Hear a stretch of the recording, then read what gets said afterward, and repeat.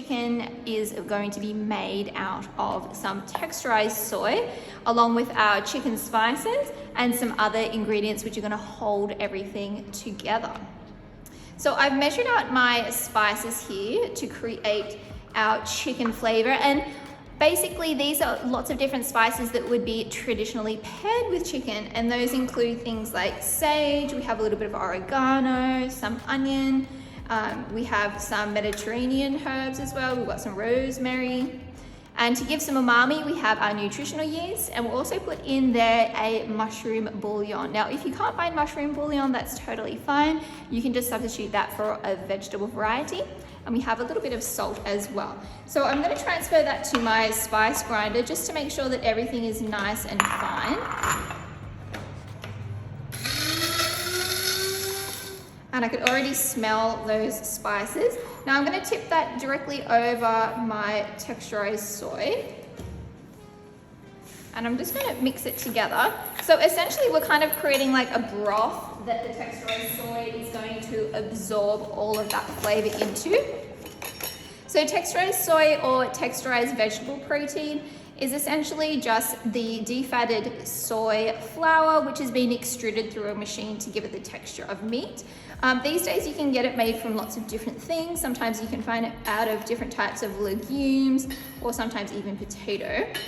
And essentially it's just going to take on any flavor that you put into it. So today we're going to flavor it like chicken.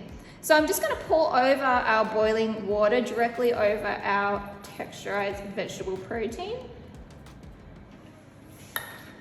And I'm just going to set that aside for about 30 minutes just to start absorbing all of that moisture and taking in all of that flavor as well. So I'm just going to put over it on a tea towel just to cover it, and we'll come back shortly to add our remaining ingredients.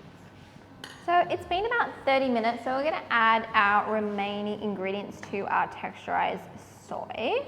So those being, we have some vegetable oil, some potato starch, and that's going to hold things together and also keep it moist as well.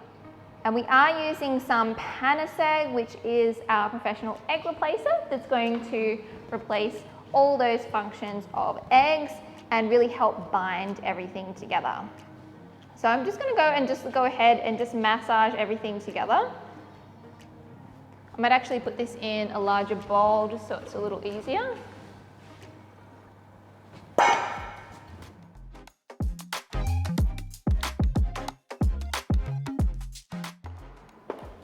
Now I've just popped a scale underneath my bowl and I'm going to take out 80 grams. I'm just going to compact that together. And we're going to turn that into a chicken fillet. And I kind of like to just do this by hand. I think it looks a lot more artisanal. So something kind of like that. And just pop it onto a tray like I have here, and then just carry on with the rest.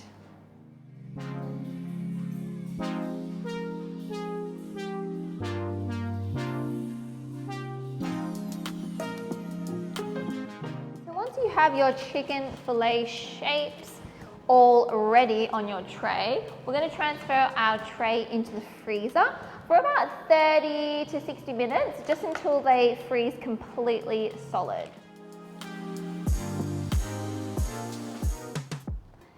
So in front of me, I have all the ingredients that we need to start frying our chicken, and I'm going to show you a couple of different ways that we can do this. We are utilizing our chicken fillet that we made earlier with the texturized vegetable protein. But I'm also going to show you another version that you can use mushrooms. So if you want to do it soy-free, it's super easy. So we're going to be making like a buttermilk dredge, which is kind of like an egg wash. And we're going to start off with some unsweetened plant milk. And to give it that tart flavor, we have some vinegar. And to replace the eggs in this recipe, I'm using some Panis egg. And you just want to whisk all of that together. So because we're making a southern style fried chicken, we will be using a flour. So it's going to be going, chicken breast is going to be going into our flour, our spice flour, the dredge, and then back into the flour. So to our all-purpose flour, we're going to be adding some salt. We have some leavening agents, and then your favorite seasoning. So I'm using, this is just a store-bought chicken seasoning, but you could use a Cajun spice mix or any kind of spice mix that you like. And we just want to mix all of that together.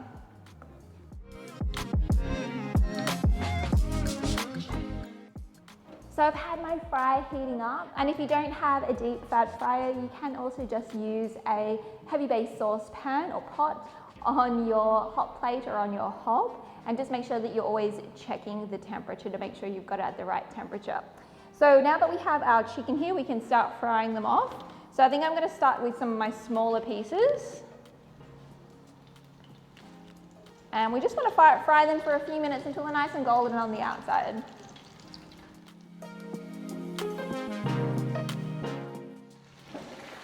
So they're looking nice and golden.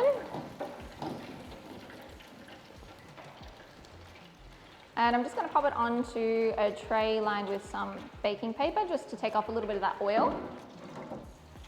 And now I'm going to go in with our chicken fillets, the ones made with the texturized soy.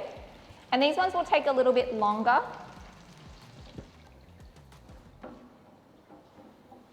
Once they're nice and golden, we can take them out.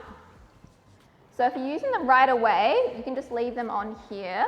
Or if you have a few other things to prepare, you can transfer them to a baking sheet just with some baking paper and into the oven, just like on about 80 degrees Celsius, just to keep them nice and warm while you're preparing all your other things. So I've got a few more things to prepare, so I'm going to just transfer these guys over just to keep them nice and warm. And I'm going to pop these in my oven while we get ready for everything else.